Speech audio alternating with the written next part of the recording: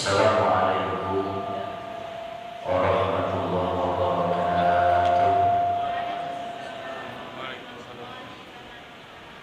Bismillah walhamdulillah, wassalatu wassalamu ala Rasulillah Muhammad bin Abdillah wa ala alihi wa sahbihi wa man walah. Wala haula wala quwwata illa billah.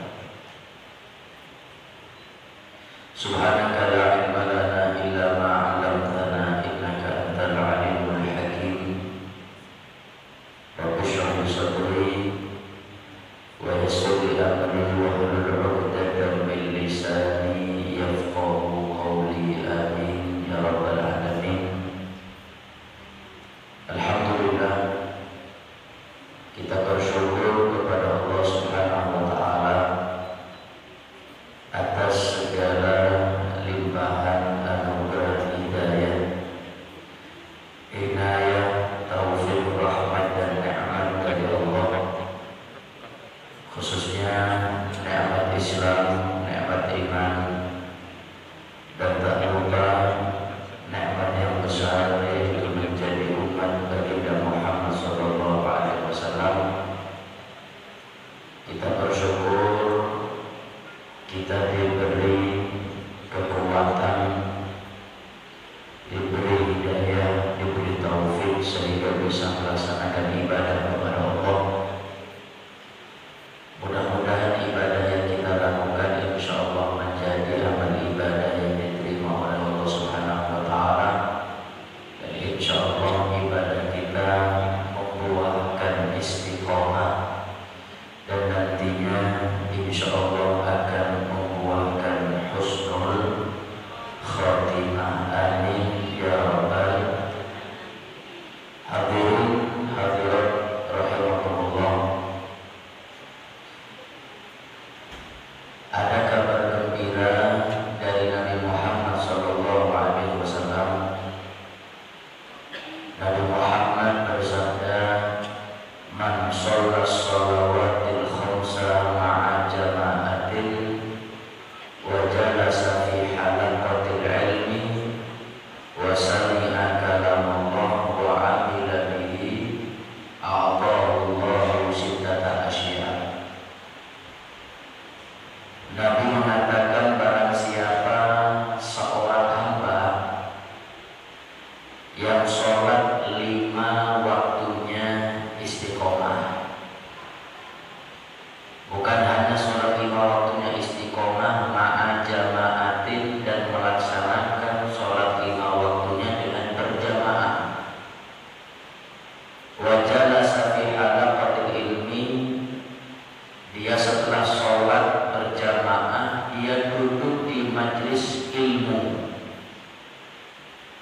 mendengarkan ilmu agama, maka orang itu akan mendapatkan 6 kabar gembira dari Allah.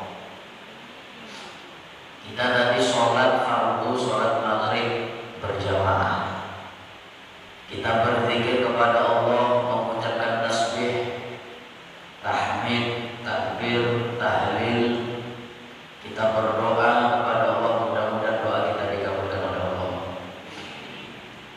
Setelah kita sholat berjamaah, kita duduk di majelis ilmu mendengarkan pengajian, maka kata Nabi Muhammad ada 6 hadiah untuk kita dari Allah. Apa 6 hadiah itu? Yang pertama, ar-rizqu minal halal. Insyaallah kita yang hadir pengajian, yang sholat 5 waktunya istiqomah, akan diberi kemudahan mendapatkan rezeki yang halal. Amin ya rabbal. Karena setiap amal yang kita lakukan tergantung dari apa yang kita makan. Kalau yang kita makan adalah makanan yang halal, maka otomatis anggota badan kita akan ibadah kepada Allah. Tapi naudzubillah, kalau makanan kita makanan yang masih belum jelas halalnya,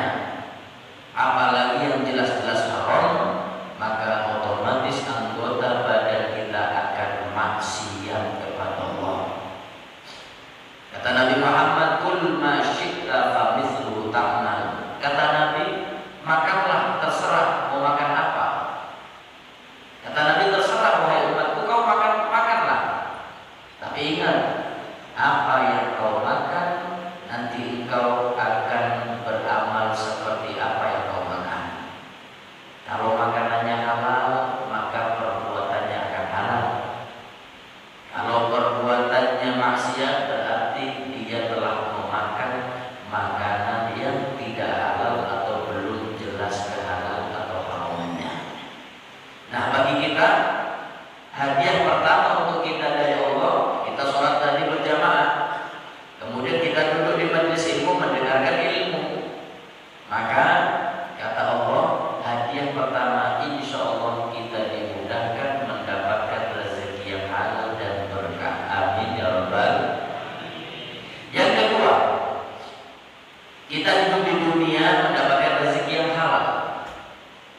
Ketika kita nanti wafat atau meninggal, jasad kita masuk ke liang lahat kuburan. Hadiah yang kedua dari Allah bagi orang yang sholat berjamaah, kemudian dia istiqomah duduk di majelis ilmu, di pengajian, maka ketika jasadnya masuk ke liang lahat, insya Allah aman dari azab kubur oleh Allah. Kita ini hidup di dunia berapa tahun sehari ini? Ada yang 200 tahun? Hah? Kita hidup di dunia, kata Nabi Muhammad, a'malu ummati ma baina siddiq ila sab'in. Kata Nabi, umur umatku ini pada umumnya 60 sampai 70. Itu pada umumnya. Kalau lebih itu nikmat, dan itu sangat jarang. Mudah-mudahan kita yang hadir panjang umur, sehat walafiat. Kita hidup di dunia ini hanya sebentar. Kita lebih lama hidup di kuburan. Kita mau berapa tahun di kuburan? Oh, sampai kiamat hadir, kita nggak tahu kapan terjadi kiamat. Makanya sungguh sangat disayangkan kalau sisa umur kita pakai maksiat. Sayang hadirin. Kata ulama, umruka nafsu wahidah. Umur kita ini kalau ibarat film, itu hanya satu episode saja. Gak ada episode bersambung, gak ada. Umur kita di dunia hanya sebentar, hanya sekali. Maka kita gunakan umur kita, sisa umur kita dengan sesuatu yang baik. Umur kita pendek, tapi nama kita yang akan hidup selama-lamanya. Jangan kita mengukir nama kita dengan sesuatu yang jelek. Alhamdulillah. Nah, kita umur di dunia hanya sebentar. Kita akan lebih lama tinggal di kuburan sampai kiamat, sedangkan kita nggak tahu kapan terjadi kiamat. Yang meninggal dari zaman Nabi Adam sampai sekarang masih di kuburan. Sudah berapa ribu tahun? Berapa ratus ribu, bahkan berapa juta tahun nanti masih di kuburan. Maknanya kita lebih lama tinggal di kubur daripada di dunia. Nggak apa-apa kita capek ibadah di dunia, tapi ketika nanti masuk ke dalam kubur kita mendapatkan nikmat kubur, aman dari azab kubur. Nah, hadiah kedua bagi kita, untuk kita yang sholat 5 waktunya istiqomah berjamaah, kemudian dia istiqomah belajar ilmu agama, hadir pengajian, maka insya Allah ketika kita wafat nantinya, jasad kita masuk ke liang lahat kubur, insya Allah kita di kuburan mendapatkan nikmat kubur dari Allah. Insya Allah kita aman dari azab kubur. Amin ya rabbal. Sudah, hadiah kedua dari Allah sudah saya bahas. Hadiah ketiga bagi orang yang sholatnya istiqomah ditambah berjamaah, kemudian dia istiqomah belajar ilmu agama. Apa? Wa yu'ti kitabahu biyaminih. Ketika nanti datangnya hari kiamat, semua umat ini akan dikumpulkan oleh Allah di padang mahsyar. Dan ketika itulah akan berterbangan yang namanya kertas lembaran amal-amal kita selama hidup di dunia. Dan itu akan kita terima secara otomatis. Kita gak bisa pilih dan tidak akan ditukar. Jadi lembaran-lembaran itu dilempar oleh Allah berterbangan dan akan menuju kepada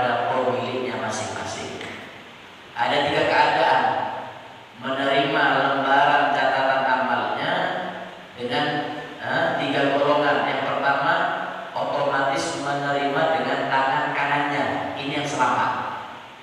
Makanya dalam Al-Quran disebutkan faman utiya kitabahu biyaminih fasawfa yuhasabu hisaban yasira. Ada golongan kedua menerima catatan amalnya dengan tangan kirinya.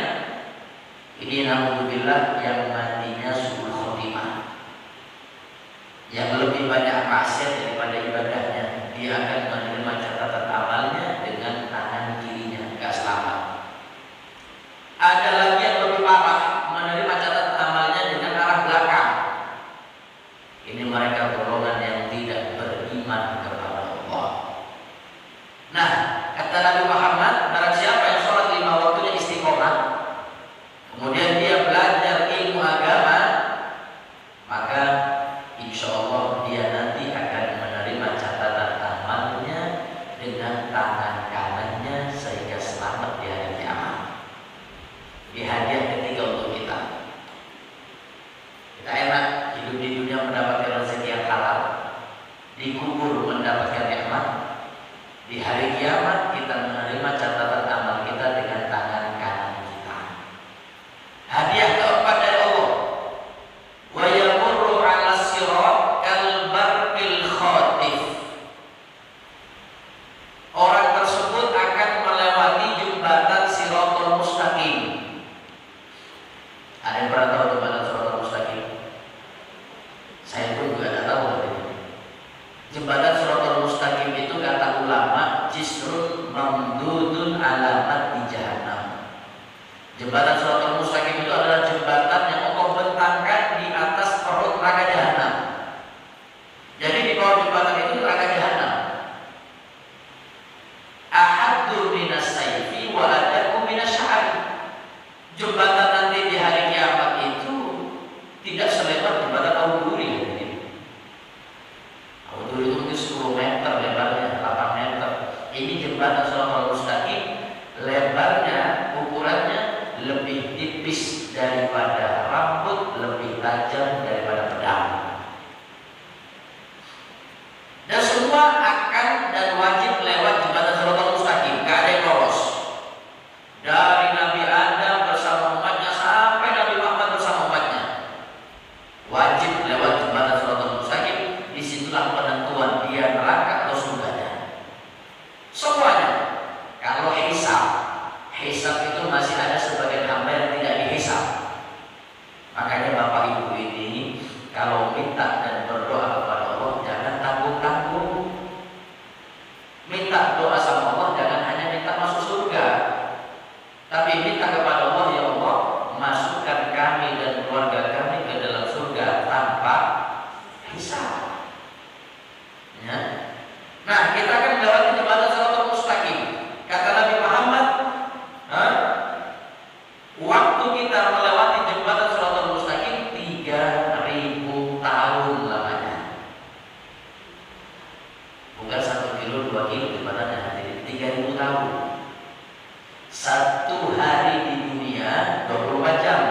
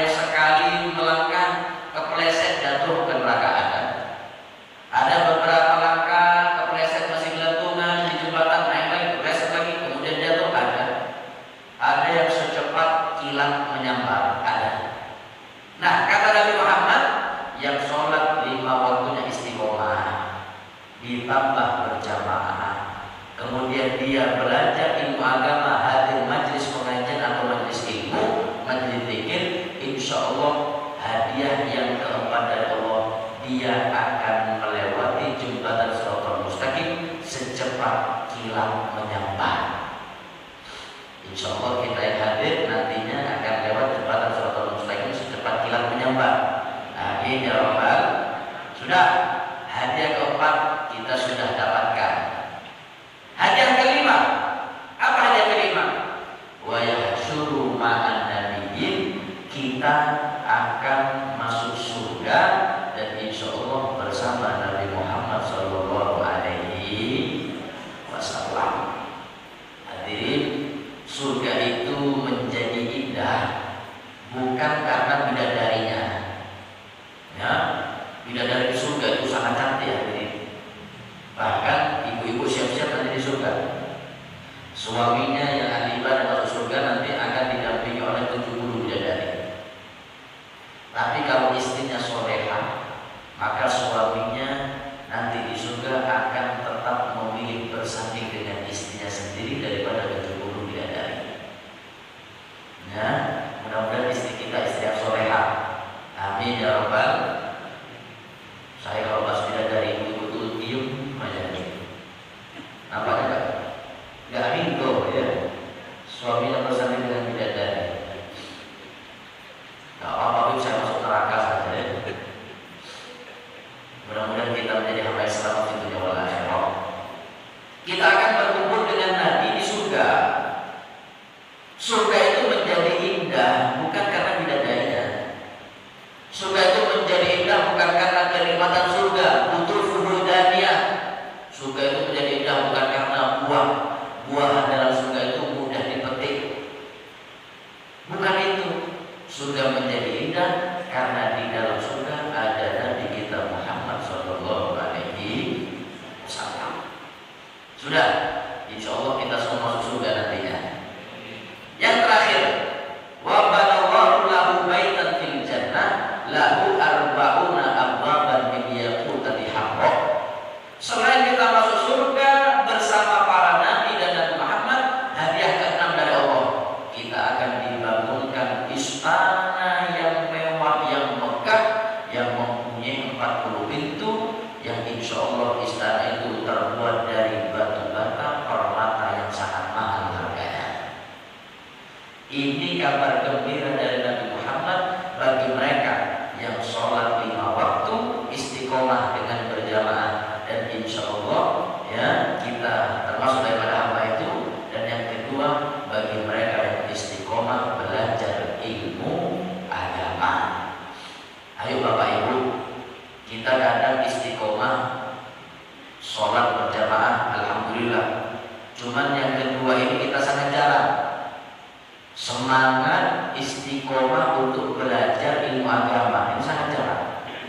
Padahal ilmu agama itu penting. Sesuatu yang menyelamatkan kita di dunia kalau kita punya ilmu agama. Dan ilmu agama ini adalah warisan para nabi dan warisannya para rasul. Para nabi dan para rasul tidak mewariskan bajunya, tidak. Nabi Muhammad tidak mewariskan jubahnya saja, tidak mewariskan serbannya saja, tapi warisan para nabi dan para rasul kepada umatnya yang berharga adalah ilmu agama yang alhamdulillah kita dapatkan di malam dan di majelis yang mulia ini. Cuma maaf, umat zaman sekarang ini memandang ilmu agama sebagai warisan nabi dipandang dengan pandangan sebelah mata. Saya tanya Bapak Ibu cinta atau tidak kepada Nabi Muhammad? Cinta? Cinta ya, semuanya sepakat pasti. Kalau saya tanya cinta kepada Nabi, cinta. Cuma kadang kita kepada warisan Nabi Muhammad kita kurang menghargai. Warisan dari orang yang kita cintai kita pandang dengan pandangan sebelah mata. Maaf, saya buka ya hadirin. Orang non-muslim itu lebih menghargai warisan dari orang yang mereka cintai. Buktinya apa? Saya pernah baca satu berita mungkin sekitar sekitar 13 tahun yang lalu. Saya pernah baca di koran, ada satu penyanyi terkenal perempuan, orang Amerika. Ada yang pernah sampai Amerika di sini? Setelah dia muslim ya. Amerika agamanya Nasrani, kafir, penyanyi terkenal. Ketika meninggal dunia ini penyanyi, warisannya itu dilelang, aset rumahnya dilelang, kemudian mobilnya dilelang, kemudian semua barang peninggalannya dilelang. Bahkan yang saya baca, bukan hanya aset yang mahal, maaf, pakaian atau kaos yang dipakai nyanyi itu juga dijual. Masya Allah, ini kaos bekasnya dilelang, dijual. Dia buka harga kalau rupiah 3 miliar. Ya, kaosnya penyanyi dijual 3 miliar. Coba kaos kita berapa harganya? Kaos bekas kita, nonton-nonton jadi bal-balan, jadi keset. Ini kaos penyanyi 3 miliar. Pertanyaannya, Habib, apakah ada yang beli kaos 3 miliar? Jangan salah. Pencinta artis ini, pencinta-pencintanya, mereka mengantri untuk mendapatkan warisan dari orang yang mereka cintai, termasuk kaos. Dan pada akhirnya kaos itu terjual dengan harga 6 miliar. Kita timbul pertanyaan, buat apa beli kaos 6 miliar itu buat apa? Jadi, ya, satu jawabannya, mereka pencinta artis ini membeli kaos 6 miliar karena mereka memandang kaos ini bukan kaos biasa. Ini kaos dari orang yang saya cintai, kata mereka. Ini warisan dari orang yang saya cintai. Berapapun harganya saya bayar, yang penting dapat warisannya. Nah, kita kalah. Kita sadar ilmu yang kita dapat di tempat ini warisan Nabi. Cuma untuk mendapatkan ilmu ini kadang kita kurang greget, kurang istiqomah. Ilmu agama, belajar madrasah nanti saja, yang penting sekolah dulu. Ini salah. Kita ini sudah mempunyai pandangan yang salah dengan ilmu agama. Saya buka pikiran Bapak Ibu. Sekarang gini, saya buka pikiran Bapak Ibu. Seumpama Masjid Muhammad Cengho ini memberikan pengumuman di depan masjid, yang mau hadir pengajian di Masjid Muhammad Cengho, setiap orang wajib bayar 100.000. Saya tanya, kira-kira ada yang hadir? Ada yang hadir? Sepi masjidnya hadir. Kenapa kok sepi? Kok bayar mahal pula? Untuk pengajian 100.000, buat apa mahal? Seumpama ada pengumuman baru, alhamdulillah, mudah-mudahan dijauhkan dari Allah. Ada pengumuman masuk ke kota Jambi, kota tercinta kita, akan manggung di kota tercinta kita penyanyi dangdut terkenal. Siapa? Lesti Kejora. Ini ibu-ibu sekarang saya situ sama Lesti Kejora. Sudah dibela, malam, ya itu sudah ya. Akan manggung di kota tercinta kita penyanyi dangdut terkenal Lesti Kejora. Yang mau nonton wajib bayar 100.000. Saya tanya, ramai apa sepi? Ramai apa sepi? Kenapa ramai? Murah itu 100.000. Padahal harganya sama. Untuk majelis pengajian 100.000 kita bilang mahal. Untuk majelis konser kita bilang ini salahnya kita. Makanya hadir majelis seperti ini gratis. Ada yang bayar? Nggak ada. Sudah gratis, alhamdulillah dapat ilmu yang berkah. Amin Allahumma. Sudah gratis, insya Allah dosa kita diampuni oleh Allah.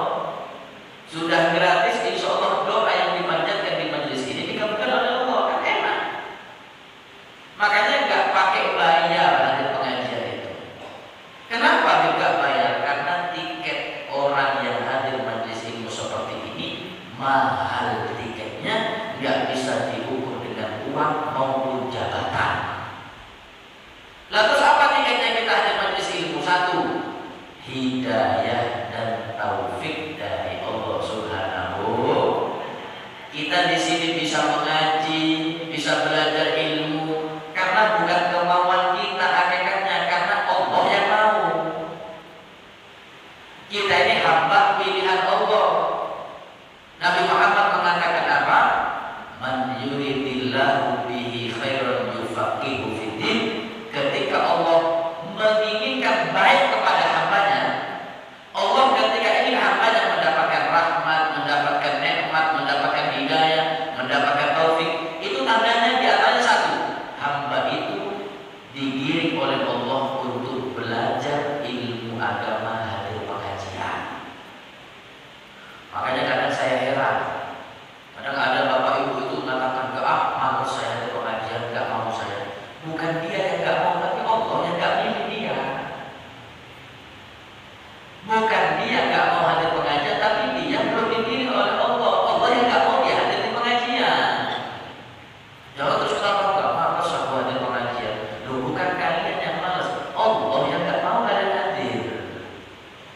Tapi ketika kita hadir di pengajian, kita syukur karena kita adalah hamba terbaik dan hamba pilihan Allah Subhanahu wa ta'ala. Maka itu silahkan, kita mau punya anak mau jadi dokter, bagus.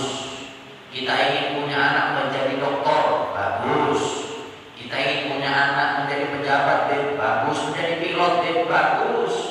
Menjadi presiden, silahkan, gak ada larangan. Tapi jangan lupa, sebelum anak kita menggapai cita-citanya itu semua, bekali mereka dengan ilmu agama. Minimal mengaji Al-Qur'annya lancar, itu minimal. Karena umur kita kan sedikit ya, sebentar.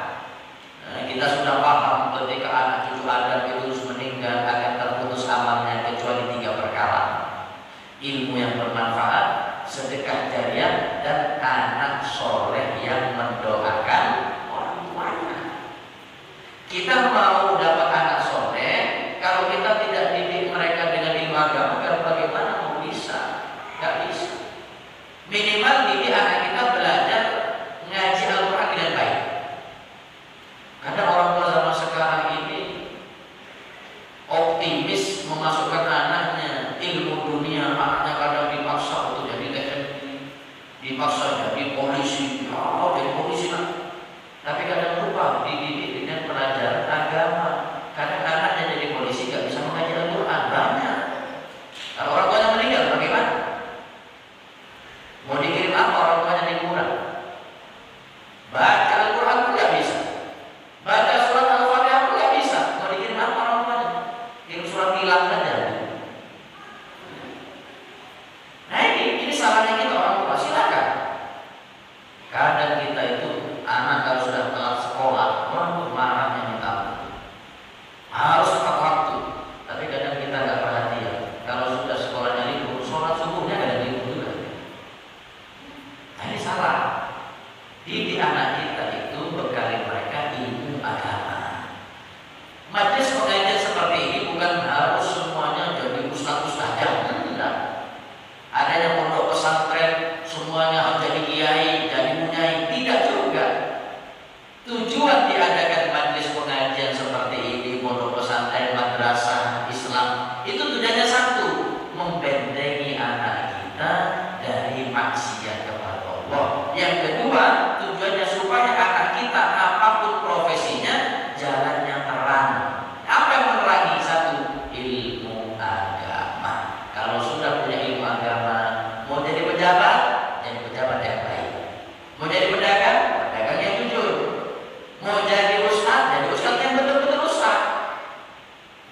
Jadi ilmu ini penting, jangan kita remehkan.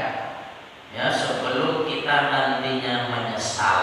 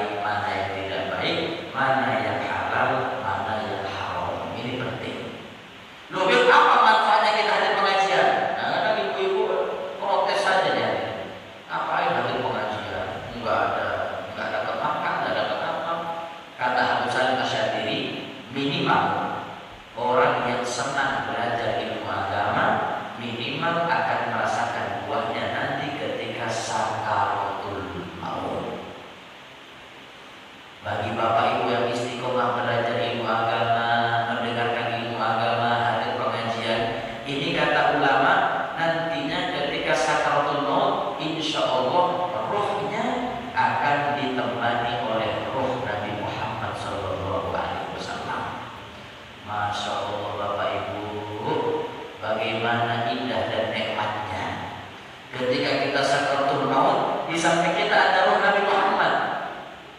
Memandang wajah indah Nabi Muhammad. Nabi Muhammad ini lebih tampan beribu-ribu kali daripada tampannya Nabi Yusuf. Di zaman Nabi Yusuf, Nabi yang terkenal tampan. Di zaman Nabi Yusuf, ketika Nabi Yusuf lewat di hadapan ibu-ibu yang sedang potong bawang. Ketika ibu-ibu itu potong bawang, Nabi Yusuf lewat. Terhipnotis dengan ketampanan Nabi Yusuf. Bukan bawang yang dipotong, jari yang kepotong gak terasa. Karena terhipnotis dengan ketampanan Nabi Yusuf. Ini Nabi kita Muhammad lebih tampan lagi. Kita punya Nabi ini istimewa, lebih tampan daripada ketampanan Nabi Yusuf. Sesuatu yang menempel pada badan kita itu merupakan kekurangan, tapi sesuatu ini kalau menempel kepada jasad Nabi Muhammad merupakan kelebihan. Apa saja? Yang pertama, keringat.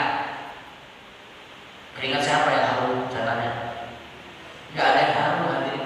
Keringat kita semuanya bau. Tapi kalau keringat nempel pada badan kita itu kekurangan. Tapi jika nempel kepada badan Nabi, keringat itu menjadi kemuliaan, menjadi kelebihan. Bahkan keringat yang nempel pada badan Nabi menjadi lebih wangi daripada minyak wangi misik. Masya Allah. Yang kedua, air ludah. Air ludah ini kalau ada pada tubuh kita menjadi air kekurangan. Nah, siapa saya tanya air ludahnya yang mahal? Masih kalah dengan air ludahnya burung walet. Burung walet itu 1 kilonya bisa 12 juta, 13 juta. Air ludah manusia ini sekilo siapa mau beli? 2.000 pun gak laku lagi. Makanya manusia mau sombong apa? Ayo, mau sombong apa? Kalau kita mau sombong, kita itu wajib ngajak kepada hewan. Mau adu kekuatan, ayo duel sama singa. Mau adu apa lagi? Mau yang namanya air ludahnya pun lebih mahal hewan daripada kita. Hanya manusia ini, saya heran. Mau sombong apa? Apa yang disombongkan? Awal penciptaannya dari air mani yang menjijikan. Ketika mati manusia itu menjadi bangkai yang paling busuk. Ketika masa hidupnya dari barat ke timur, utara, selatan, di perutnya membawa kotoran. Apa yang disombongkan? Yang patut kita banggakan nanti di akhirat adalah amal ibadah kita. Ya, ruh miliknya Allah. Jasad kita ini bukan milik kita. Karena kalau kita meninggal, jasad kita adalah menjadi makanan cacing kuburan. Makanya itu kalau merawat diri biasa-biasa saja, tidak usah berlebihan. Karena tubuh kita ini menjadi makanan cacing kuburan. Khususnya para perempuan ya hadirin. Silahkan mau merawat diri, silahkan, tapi jangan terlalu berlebihan. Saya pernah lihat di YouTube, Masya Allah, ada satu artis perempuan merawat tubuhnya, merawat dirinya, total habis 1,5 jam. Buat apa? Dan dengan bangga ya mengatakan saya tadi perawatan yang hidungnya pesek disuntik jadi mancung 80 juta. Yang katanya dagunya kurang lancip dilancipkan supaya milenial habis 150 juta. Bahkan saya lihat itu untuk motong kuku pun bayar. Apa bahasanya kalau motong kuku itu? Pedicure. Itu masuk ke mahal berarti. Untuk motong kuku bisa 4 juta, 5 juta. Padahal kalau bapak ibu beli 10.000 alatnya, motong sendiri gratis. Saya heran. Nanti mandi susu kah, kemudian mandi Fanta, sopret, semuanya sudah lengkap. Habis 1,5 M. Saya mikir subhanallah, 1,5 M untuk tubuh. Yang saya pikirkan, yang saya bayangkan bagaimana dia setelah merebus merawat diri 1,5 M, kemudian keluar dari salon, alhamdulillah dicabut nyawanya Allah. Jadi jatah makanan cacing. Yang hidungnya jadi makanan cacing, yang dagunya lancip jadi makanan cacing, semuanya. Kita hanya milih satu. Kita hanya miliki amal. Selain amal bukan milik kita. Harta bukan milik kita. Harta yang masih di rumah, yang masih di bank, yang belum kita sedekahkan, itu bukan milik kita. Harta milik kita itu harta yang kita sedekahkan, itu milik kita.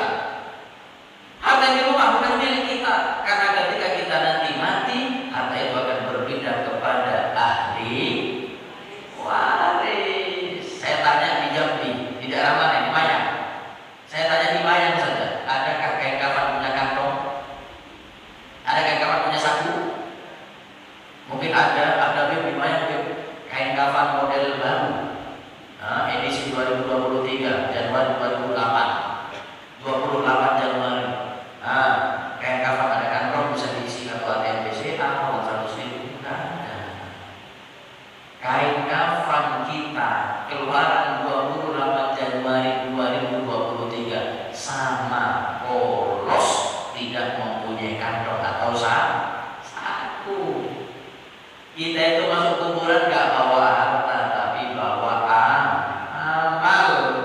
Di antara amal yang menyelamatkan kita adalah ilmu yang kita dapat dari majelis ini. Antara amal yang menyelamatkan kita adalah sedekahul jariyah, sedekah jariyah. Ini yang nyambung hidup. Maka itu, ayo, ya kita hanya beli amal. Bekali anak kita dengan ilmu agama supaya kita nanti wafat meninggal ada yang mengirimkan kepada kita doa-doa yang baik dan mengirimkan kepada kita pahala sedekah, mengirimkan kepada kita ilmu yang manfaat, mengirimkan kepada kita ilmu agama yang kita ajarkan untuk anak kita. Jangan tertipu dengan dunia. Dunia ini sebentar. Dunia ini hanya polesannya bagus, aslinya buruk.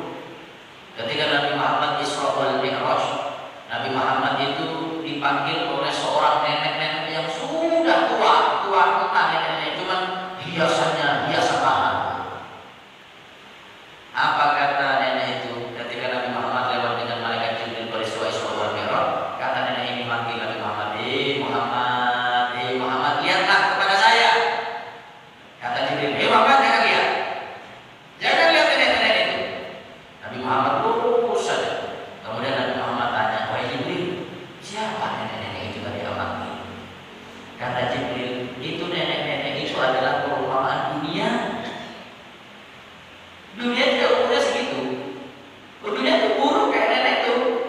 Cuman polesannya polesan bagus. Kata Jibril, kalau engkau tadi sempat menoleh ketika dipanggil wahai Muhammad, maka dijamin umatmu nanti banyak yang gila kepada dunia. Ini Nabi Muhammad gak menoleh sama sekali. Umatnya sekarang sudah banyak cinta dunia, apalagi noleh, gila semua itu umat hari ini. Nabi Muhammad gak noleh, dipanggil itu gak noleh. Umatnya sekarang banyak cinta dunia, apalagi Nabi Muhammad menoleh. Alhamdulillah. Maka daripada itu ayo yang istiqomah belajar ilmu agama, insya Allah ilmu kita berkah, ilmu kita manfaat,